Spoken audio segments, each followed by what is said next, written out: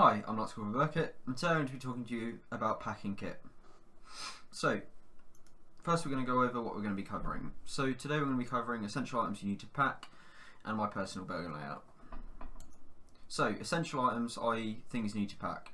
So starting off we have shelter system. So shelter system includes bashers, bivy bags. Bashers if it's kind of decent weather but chance of rain, bivy bags if it's very good weather, no chance of rain. Both if you're feeling very, very vulnerable and the rain is coming in horizontally. Next we have sleeping systems. So sleeping systems can involve the sleeping bag and the roll mat to keep you off the floor, and sleeping bag to keep you nice and warm and insulated. Next we have cooking systems. So cooking systems include stuff like hexi stoves, jet balls, mess tins, basically stuff to cook with. I haven't included utensils in this because you get issued a spork in your rat pack, so that kind of counts as a rat pack, not a essential item. So clothing. So clothing we have warm kit, waterproof kit and spares. So warm kit is obviously stuff like thermals, kind of buffalo jackets, halo, pullover jumpers and stuff like that. Also waterproof kit, if it starts chucking it down, you want to kind of keep yourself dry as much as possible. And also spares, because you can never have enough spare socks, pants. It's always very good after having a very wet tab to get into a nice pair of dry socks, and also kind of spare trousers, spare combat shirts, stuff like that. Next we have wash kit. So wash kit's very important because hygiene is very important in the field. You do not want to go man down because you get some kind of allergy or something from poor hygiene. So baby wipes are kind of a jack of all trades when it comes to it. So that will clean bits and bobs and stuff like that, and pits as well. A lot of people for some reason will bring shampoo into the field and they'll never use it, and it just tends to explode in their bag and get everything coated in shampoo. So I'd stick to baby wipes if I were you. Foot powder as well, because it's good to keep your feet dry and kind of remove the moisture after wearing your boots for a long time and then putting them back on quickly. It kind of makes it a lot easier because moisture is one of the main reasons for blisters. It's kind of moisture and friction, so that's why you need good tight boots, because you won't have much friction. And then you need to keep your feet dry, i.e. foot powder and switching out socks every so often, so that's good for your feet.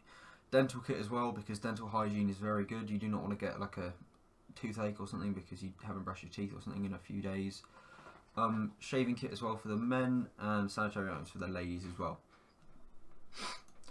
Food and water. Everyone needs food and water. Just remember, when you're packing at home, do not fill your bag up to the brim, because when you get to detachment, ready to go on the coach, and you get on the coach, you get to the training area, you get given your rat packs, and then you go, oh well, I haven't got any space in my rat pack, so you end up carrying your rifle and your rat pack in one hand, so it's kind of a bit confusing. So make sure to leave space for a rat pack. You don't want to be the idiot who has to kind of give it to your mate and then they put it in theirs and you sort it out and you get to your harbour area.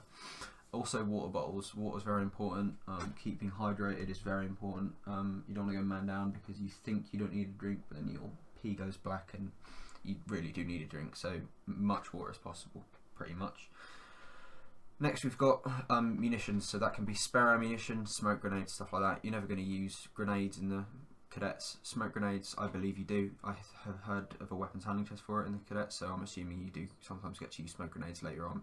And spare ammunition if you're doing like kind of 4-star, 3-star master cadet stuff where you're going to need to be out in the field for a quite long time and you're going to need a lot of ammunition. And finally we have specialist equipment.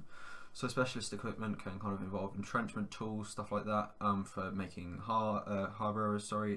sentry positions and stuff like that, building up your harbour area.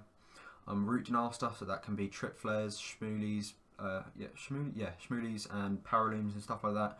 And also, I know you'll be issued PRRs, but a radio, if you're a signaller, you might be having to carry quite a more powerful radio, stuff that kind of reach out further than a PRR and kind of communicate with other sections and stuff like that, and possibly platoons if it's that large of a scale. And then we are going to be moving on to my burger layout. So we're going to be starting from the top and we're going to be moving from the bottom. So at the very top, in a separate compartment to the main body, I have my wash kit. The reason why I have it separately is because I don't want it to, like the foot powder, to explode, or the shaving foam to go everywhere, because I don't really want to have to sleep in a soggy, powdery sleeping bag. Just a personal preference. And then next, under the hood directly, so it's not in the actual main compartment. If you know how one of these works, you'll understand what I mean, but there is this lid, and then you can kind of fit stuff underneath it. So underneath it I've put waterproofs, because if it starts chucking it down, you legit, all you have to do is unclip that and that, open up the top, and you've got access to your waterproofs, so it's good to be able to get those on in a hurry. Okay, next we have the main body, the biggest part of it. This is not included, this is on the front, but just imagine that isn't there while we're talking about the main area.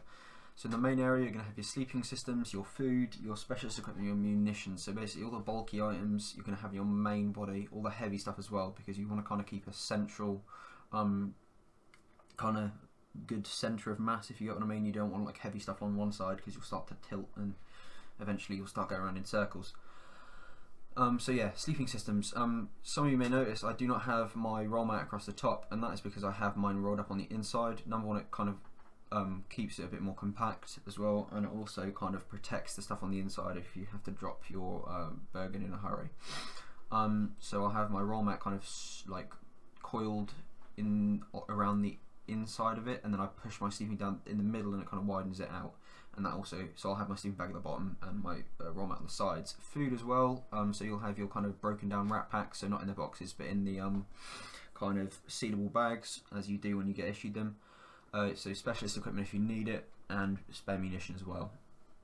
Alright, so we're going to be going from right, then to middle, then to left from this one. So we're going to be starting on the right and going to shelter systems and cooking systems. So shelter system, that can include like as I said, bashes, bivvies, and cooking systems like stoves and stuff. So with it, I'm going to have my cooking system at the bottom and my shelter system at the top, just so I don't have to dig through everything to get to my shelter system if it's chucking it down and I need to get a basher up in a hurry to try and get everything dry so my Bergen doesn't get soaked.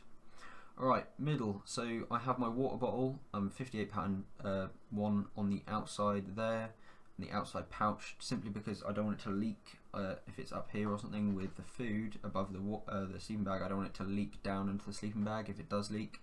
So I have it on a separate compartment on the outside, and it's separated by a layer of like windproof / waterproof material, so that kind of offers a bit. Oh, and there's also a draining hole in the bottom of that pouch, I believe, so that will help if it does leak. Okay, clothing I have in the left side, so that's warm kit and spares. So just warm kit, jumpers and stuff, and thermals and spare socks, pants, and all that kind of hoo-ha. You'll notice this one is a bit like kind of smaller and like more deflated than the other side pouch, and that's because I've kind of left some space in there, because it's always just kind of good rule of thumb to leave spare space. Also, mainly because you don't have to carry as much, but also because well, you never know if you're going to have to like take something else off someone. As I mentioned earlier, there's always going to be that one person who fills their Bergen up to the brim, gets to the thing, hasn't got any space in the wrap pack, and you're going to be the unlucky sod who gets delegated by your one I see to have to carry his. So yeah, just kind of plan ahead, leave some space. Quick disclaimer, this is my personal preference of how I lay out my Bergen, so please do try other ways, because you never know, my way might be terrible for your kind of preferences. So yeah, just see what works for you really, and try new things. Alright, well, thank you very much for watching, and I hope you have a nice day.